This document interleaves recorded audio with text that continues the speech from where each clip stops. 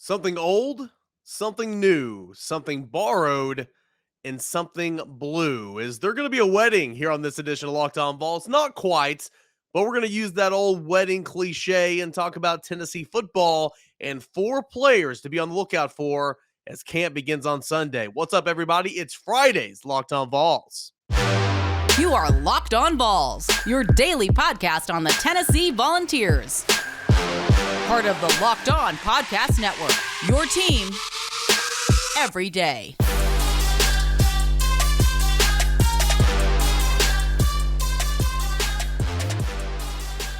What is up, everybody, and welcome into it. This is your Friday edition of Locked On Vols. Thanks so much for making Locked On Vols, as always, your first listen, your first watch on YouTube. Subscribe and follow us there.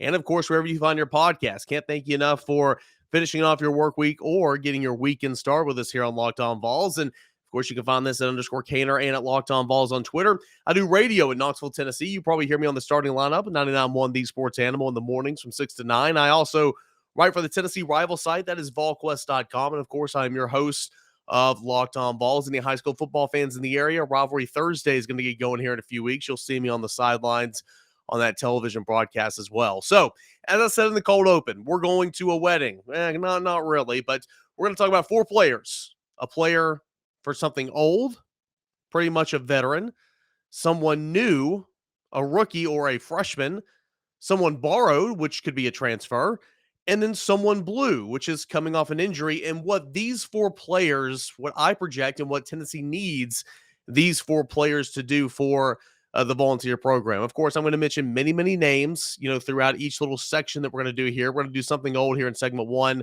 something new, someone borrowed in segment two, and then someone blue in segment four. Going to mention many different names that kind of come into this grouping, but we're gonna pick together one that we need to step out and kind of shine above the rest of the field, if you will. So buckle up. It's and I've got to give Max Moody. Max Moody is a Locked On Seminoles co-host, and this was his idea, and I absolutely love it. It's a little corny, but it gets the point across in discussing some different player personnel on your team. So shout out Max Moody. Any Seminoles fans listening to this episode, which I'm sure you're not. If you are, though, give them a follow and check out Locked On Seminoles. Okay, let's go ahead and start it off with someone old or something old, right? Someone old, a veteran. There are many veterans that need to step up for Tennessee this year. Think of a couple of veterans last year that really, took to the plunge, that stepped up and performed in big, big ways. Obviously, Cedric Tillman comes to mind. Velus Jones comes to mind. Theo Jackson comes to mind. Darnell Wright was a guy last year that would be in this category that kind of blossomed into the player that we all thought that, that he could be, right? Someone old. So what about this year? And saying all that, a couple of veterans that come to mind to me, they kind of stick out and they need to take a step. They need to play and perform better for Tennessee to take a step, both either offensively or defensively, but more or less as a team in 2022. One of those players, Tyler Barron. Tyler Barron has unbelievable talent. I think, and I've mentioned this a couple times, he weighs about 270 pounds, putting his hand on the dirt, playing that five technique where Jaquan Blakely played last year. And the year before that, I think that's going to help Tyler Barron kind of be on the field a little bit more potentially. Durability is an issue. He's got to play more snaps. He has got to play more snaps. So I like Tyler Barron in this conversation as well. Two safeties that always come to mind, much like Theo Jackson from last year, Trayvon Flowers, Jalen McCullough. These two guys are a little bit different because, and here's the thing, I'm guilty of it as well. People gave up on Theo Jackson. I gave up on Theo Jackson. I thought Theo Jackson could be a nice little returner. I thought he could be a little depth piece there, but I had no clue that he was going to play the star position and play it well. So these guys haven't been given up on because they're going to play, but they've got to play better. They have got to play better. Quite frankly, they were so bad last year at certain points in the season. So Trayvon Flowers, Jalen McCullough, can you take a step as someone old to be better for this football team? Another name that comes to mind, he kind of can fit into a number of different categories, but Juwan Mitchell. He'll also be brought up in someone blue because obviously coming off an injury, but Juwan Mitchell, a veteran, he used to be a transfer, but now he's been here year number 2 in the program. Can you get anything out of the former leading tackler for the Texas Longhorns from the 2020 season? Can you get anything there? Because if you can, that linebacker room goes from 3 players playing over 1,800 snaps. Yes, 3 players. Jeremy Banks, Solon Page, Aaron Beasley played over 1,800 snaps for Tennessee's defense last year. If Jawan Mitchell can just give you something, right? Just give you something, then you feel good about that. But here's the player I'm going to go with. Those are all worthy candidates. And I'm sure there are some that I'm forgetting and I'm leaving off here. And you guys feel free to fill up the comment sections for any of these and who you would go for this category, or if I'm forgetting anybody. Give me Jalen Hyatt. It's got to be Jalen Hyatt. Unbelievable potential. One of the best high school football players ever to come out of the state of South Carolina. 3-time state champion, I believe. 2-time state champion MVP. Highly regarded 4-star anywhere you look. Burst on the scene as kind of a deep threat in 2020. That offense was really, really, quite frankly, it was piss poor. But he was a bright spot as a true freshman. Scored a touchdown against Alabama. Scored a touchdown against Vanderbilt. There was big expectations for Jalen Hyatt with this Josh Heupel offense. But as we've talked on in this podcast and in other areas, he has mentioned and he's admitted that, hey, my mind wasn't right. I was not bought in. I was not ready to go. I was complacent. I was not working hard. And then ultimately my spot on this offense got taken up and I was just the fourth man. And he said that he continued to work and work and work. And he learned from Bayless Jones and watched and learned and learned. And as soon as the Music City Bowl was over and they got back to campus, he was hitting the weight room. And, you could see that during spring because he gained 20 pounds and he was looking, pretty good. And so with that rejuvenated mindset to go along with that God-given ability, you hope that Jalen Hyatt can be, it's going to be hard to duplicate what Bayless Jones did last year. I mean, it really, really, really, really will be. I mean, he was a fantastic player, but can you be the Batman? Excuse me. Can you be the Robin to the Batman of Cedric Tillman? Can you take some eyeballs off of Cedric Tillman when you line up in that slot next to him? So that's who I'm going to go with. I'm going to go with Jalen Hyatt. I think Jalen Hyatt has unbelievable potential. I think Jalen Hyatt's the sky's the limit for him, and I think the staff really needs Jalen Hyatt to step up because it's so good that you have Cedric Tillman coming back. It's so good that you have a solidified option because that's more than Tennessee had at this point last year. I mean, you have one of the best receivers in the country coming back playing on the outside. That's good, but you got to have a running mate. You got to have 2 running mates. The reason why those 3 worked so well together last year is because Javonte Payton can find the end zone on any snap. Bayless Jones took eyeballs off Cedric Tillman, and Cedric Tillman was able to blossom. So my vote for something old or someone old, a veteran on this team that needs to step up, that Tennessee needs to get every little bit out of them, is going to be Jalen Hyatt. What say you? Again, my finalists, if you will, if you will, would be Tyler Barron, Trayvon Flowers, Jalen McCullough, Juwan Mitchell. I'm going to go with Jalen Hyatt. What say you? Coming up next, we'll talk about something new, something borrowed, someone new, something borrowed. Coming up next here on Locked On Balls, but BetOnline.net, the fastest and easiest way to check in on all your betting needs. Find all your favorite sports and information, events, all at the #1 online source for odds, lines, and games. Find the reviews and news of every single league, including Major League Baseball, NFL, NBA, NHL, combat sports, esports, and even golf. BetOnline continues to be the top online resource for all your sports wagering information, from live in-game betting, scores, and podcasts. They've got you all covered at betonline.net. So head on over to betonline.net today and use your mobile device to learn about all the latest trends and all the action happening right now. BetOnline, it is where the game starts. We continue on with our wedding-themed Friday edition of Locked On Vols. We just went over something old, someone old, a veteran. Now, something new and something borrowed. Someone new, something borrowed. We'll start with someone new. This is going to be a freshman, a rookie, someone new to the program. When you think about this freshman stepping in for the class of 2022, now, stepping up, a couple of those guys were here for the January, spring new semester, and they went through spring practice and all that. A couple of players did step out, but I mean, I don't think we're gonna have to dig deep here to find which player needs to step up and play a vital role for Tennessee this year. It's got to be Justin Williams-Thomas. That is my answer right there. The other finalists I have would be Squirrel White on offense. Much like Jalen Hyatt, he was weighing not what he needed to be weighing to play receiver in the Southeastern Conference. He was weighing like 150 in spring. I think he's gotten up to at least 160, and he's got to continue to gain some weight here. But they liked what they saw in Squirrel White in spring. and he could be a package type guy potentially. He's really, really fast. James Pierce and Joshua Josephs, the two edge rushers, could probably work themselves into getting into some pass rushing situations, maybe NASCAR packages, stuff like that. Maybe, backing up Roman Harrison, and of course, Byron Young at that Leo spot. But it's got to be Justin Williams Thomas. Why? And we'll talk about this more as the episode goes on in segment 3. But Jabari Small, there's durability issues there. I like Jabari Small. I think he's a pretty good back. I think that he runs hard, he falls forward. He's not the fastest, he's certainly not the biggest, he's not the toughest, but he's a good little back, and he's a back that I want on my team. But durability is an issue for guys like Jabari Small.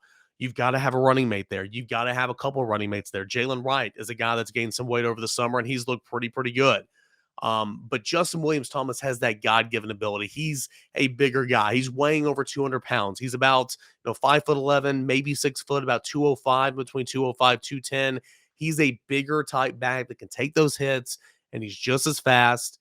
And he's a guy that I think is going to be a star at this level. I truly believe that. Remember, he was a West Virginia commit, flipped to Tennessee, or committed to Tennessee, and then Tennessee had to hold off Auburn there. Actually, I'm not sure if he even committed to Tennessee. I just think that he decommitted and then signed with Tennessee. But nonetheless, it was Tennessee's to lose. Auburn came pushing there towards him, but Tennessee was able to hold off and win that battle there on early national signing day. So Justin Williams Thomas absolutely is going to be my someone new of the freshman class that Tennessee's going to have to count on, because you're relatively thin at that position. Okay, I mentioned you got Jabari Small, you got Jalen Wright, Justin Williams Thomas, you got Dylan Sampson, another freshman running back that will, add some depth there. Then you got Lenith Whitehead. You got 5 guys. And you might be sitting there saying, well, 5, I mean, that's plenty, right? That's plenty of running backs. Not necessarily, right? Because a couple of those guys will play special teams. You'll need 2 to 3 to play in every single game. And you get one injury here, one injury here. You're in a world of hurt. Remember, a couple of times last year, Tennessee played a walk-on for limited snaps at the running back position because they didn't have anybody else. So Justin Williams Thomas has got to step up and take a lot of that burden off of Jabari Small, excuse me. And in order to do that, he's got to get tougher inside the box. Pass protection was horrible for him in spring practice, and that's okay. It's brand new. Everything's going a million miles an hour. Bullets are flying everywhere. It's going to take time. Really, every running back needs to get better at pass protection. Lenith Whitehead's probably the best one in terms of pass protection because, well, he's a physical guy and he played linebacker. Jabari Small, he's not a very good pass protector. Jalen Wright was not last year. Justin Williams Thomas certainly was not during spring practice. So those guys have got to get better at pass protection, and maybe a way for Justin Williams Thomas to see the field even sooner, because he's going to see it. He will.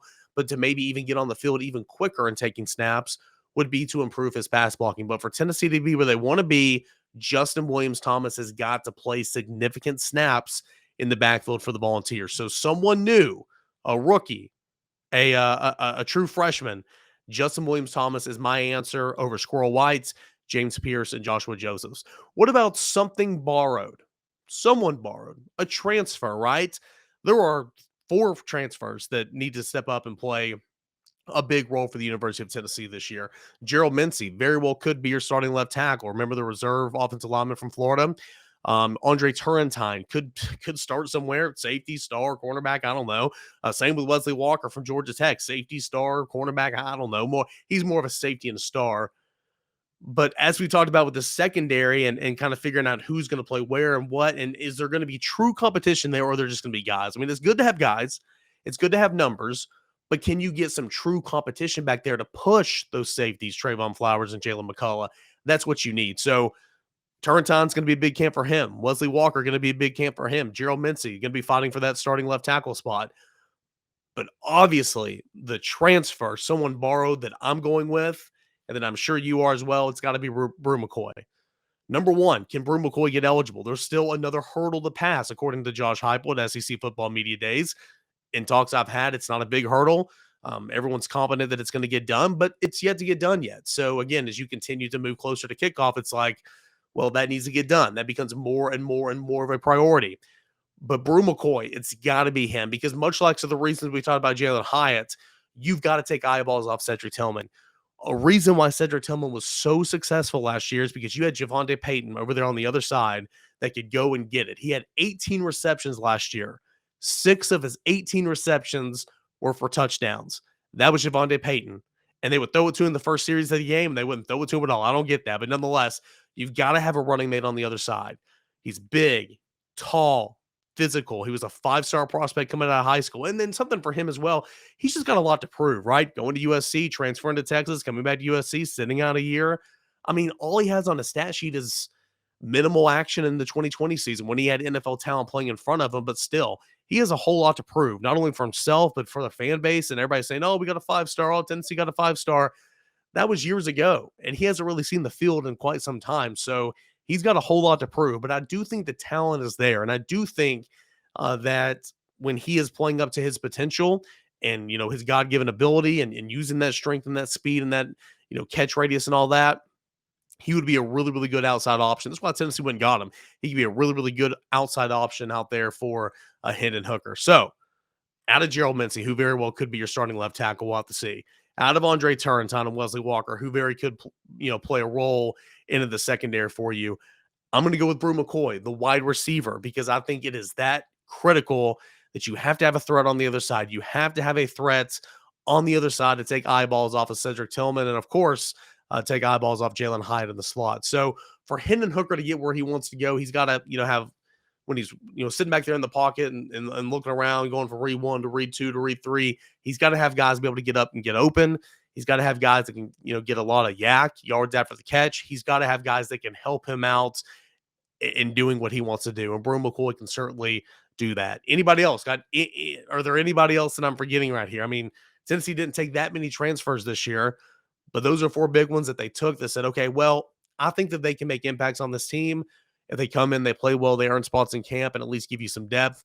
Some of these guys could start. Brew McCoy will definitely start if he is, whenever he's deemed eligible, which, again, everybody believes it's going to be just a matter of when, not if. But as of right now, at this time of this recording, it's not happened yet. So Brew McCoy, Gerald Mincey, Andre Turrentine, Wesley Walker. I'm going with Brew McCoy for my someone borrowed, meaning a transfer in this little hypothetical wedding here on Locked On Vols Friday edition. So what say you? Anybody that I'm missing? We went over here in this segment. Someone new, a freshman, Justin Williams-Thomas. Someone borrowed, a transfer. I'm going with Brew McCoy. Last segment, we did someone old. I'm going with Jalen Hyatt. Coming up in segment 3, we've got someone blue, someone coming off an injury that needs to play a big role, bounce back, and play a big spot for Tennessee here in the season of 2022. That and more coming up next here when Locked On Vols returns. Just a couple of minutes left here on this Friday edition of Locked On Vols. Welcome back into it. I'm your host, Eric Kane. Of course, you can always find this podcast on Twitter at _Kaner and at Locked On Vols. And please subscribe to the YouTube channel. Locked On Arkansas, who's been at it a little bit longer than us, but still Locked On Arkansas, they got to 3,000 YouTube subscribers yesterday. We need to catch up, and we need to put Arkansas in its place. So congrats to him. But hey, we're a little ways away from 3K, but once we get to 3K, I know we'll shoot up to 5K because that'll be football season. That's kind of my line of thinking. Before 2023, we need 5,000 YouTube subscribers, and I believe that we can get that done. So if you haven't already and you listen on YouTube, and even if you don't, just help a brother out. Go subscribe to it on YouTube. That is at Locked On Vols. All right, so we've done someone old, someone new, someone borrowed, now someone blue, someone coming off an injury, okay? There are several guys. I mean, football is a contact sport. There's guys in and out of the lineup. There's guys taking off practice here and there. But I'm trying to think guys who missed significant time from Tennessee's lineups in 2021. Jabari Small is not a guy that missed significant time. He missed a game here or there, but he was limited in his touches. He could be in this category. Jabari Small. Latrell Bumpus, a guy that pretty much redshirted last year, played the first couple of games, and then couldn't go anymore. And it's unfortunate because that's been pretty much the synopsis of his career. He's been hurt so much. I believe this is his 6th year in the program, and he has been hurt probably all 6 of those, or at least 5 of the 6. And then Juwan Mitchell. I mentioned earlier he could go into someone old that needs to step up.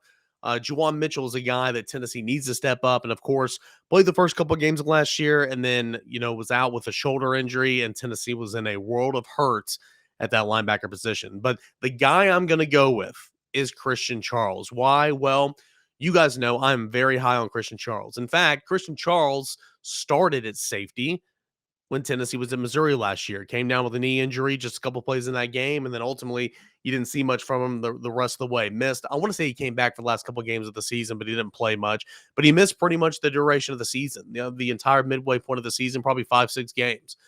But Christian Charles, I believe, is a guy that would have pushed Jalen McCullough. He would have pushed Trayvon Flowers. He would have pushed those safeties to where if you're not playing better, you're going to get out and Christian Charles is going to go in.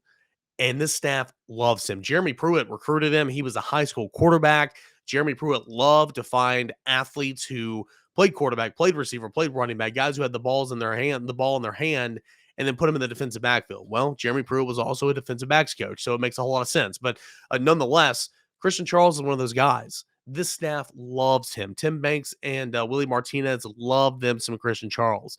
And I've said this a million times. I have no clue where Christian Charles is going to play. In spring, he was taking snaps at cornerback because Tennessee had no corners, right? Tennessee had two healthy safeties in Trayvon Flowers and Jalen McCullough. They were there in spring, but they had Desmond Williams and nobody else to play cornerback. Everybody was hurt or everybody was having offseason surgery or whatever the case may be. I don't know where Christian Charles is going to play. All those guys talked like he could and that, cornerback was his home position. But would Christian Charles be able to play over Kamal Hadden and Warren Burrell, Brandon Turnage consistently? I don't know. Will Brandon Turnage be playing somewhere else? I don't know. Could Kamal Hadden be kind of a rotating guy, play corner here when you need him, play star here, play safety here, and, total 25 to 30 snaps a game? I don't know. Probably that's not the most likely scenario, but it's nice to have a guy that's a Swiss Army knife on your roster back there.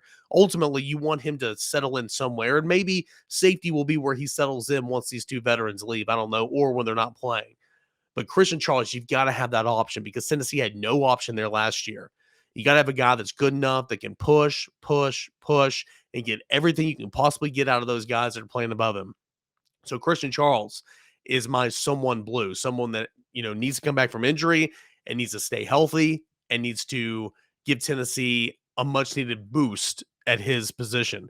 Jabari Small's the same way. Again, I mentioned he was kind of durability is an issue day to day a little bit, missing games here, dressing out but not playing. That shoulder injury. You hope that's not something that lingers with him the entire career. He's had months and months and months arrested. He didn't do pretty much anything in spring. Jabari Small can be in this conversation. We mentioned Latrell Bumpus, and defensive line is a rotational position. In 2019, Bumpus had a really good year, but gone are the days where he's going to play 30 to 40 snaps a game, right? He will not be Matthew Butler in my opinion, but can he be a guy that can give you 20 snaps a game, 15 to 20? Can he rotate in? We'll see. And if he can stay healthy, can he give you some impact play? We'll see. Tennessee needs that on the defensive line. And of course, as I mentioned, Juwan Mitchell, over 1,800 snaps for Jeremy Banks, Solon Page, and Aaron Beasley last year. Can Juwan Mitchell stay healthy and take a bite out of that? Can Elijah Herring come along? Elijah Herring, that could be another name for someone new, a talented rookie, a freshman. Can he come along and take a bite out of that? We will see. But I'm going to go with Christian Charles because I think that if he was healthy last year, he would have been playing defense for Tennessee. That'll do it. What'd you think about a little exercise here? Shout out again, Max Moody, for bringing this idea. I just kind of ran with it. As camp starts on Sunday, I thought we do the old wedding adage here. Someone old, Jalen Hyatt. Someone new, Justin Williams-Thomas. Someone borrowed, Brew McCoy. Someone blue, Christian Charles, has 4 players that need to step up and play a big role for Tennessee in 2022. What say you? Did I leave anyone out? Did I make the wrong call for any of these? Fill out those YouTube comment sections. Tweet at me at _Caner. And of course, at Locked On Vols, those DMs are open as always. Guys, thank you so much. We have camp starting on Sunday. Camp is starting on Sunday. Hoping to bring you tons of audio and video coverage of Media Day. We'll hear from Josh Heupel, Alex Golish, Tim Banks. We'll hear from select players. So it should be a big day on Monday and, of course, or Sunday. And, of course, practice will begin on Monday. Looky there. We're in fall camp time. Way to get through the slow period of spring and summer. Congratulations, everybody. It is almost football time in Tennessee. So thank you so much, as always, for making Locked On Vols your first listen. Check out Locked On SEC. Chris Gordy continuing to post those interviews from SEC Football Media Days. So many great interviews. Make that your second listen, Locked On SEC, behind your first listen, which is Locked On Vols each and every day. Guys, thank you so much. Really enjoy it. Rate me 5 stars on Apple Podcasts. Leave me a positive review, but more importantly, subscribe wherever you find your podcast, and that includes YouTube as well. Enjoy the weekend. Stay safe, and we'll do it again on Monday, everybody.